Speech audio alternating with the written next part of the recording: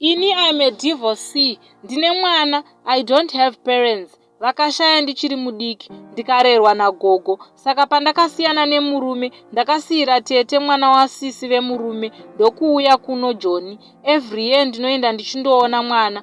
Gogo mai vemurume vanogara pamba pemukwasha. Sometimes kuvanin'ina vavo, ivo havana pavo pavanoti pavo, and she can't afford mari yerent. So ndakashingirirawo kutsvaga KuStand kangu, ndikavaka 2 rooms, asi hapana munhu anogarapo.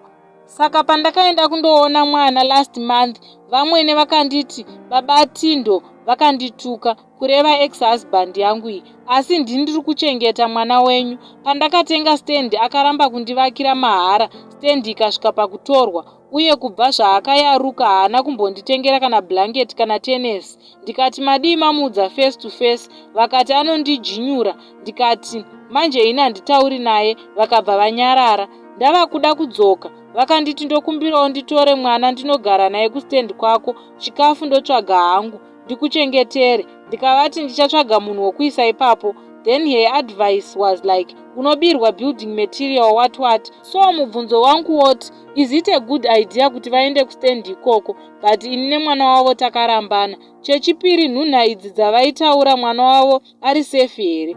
Kana vakashaya baba vacho vasina kuripa zvavanoti akandituka uye haana kumbonditengera gumbezi, ini kuti ndimuudza hatitotaudzani zvashose, anogona kutodropa call ndisati ndapedza kuti hello, akangonzwa kuti ivoice rangu. Saka kuti ndimuudza handikwanisi. Ndodiwo hama dzangu apo, ndibatsireiwo.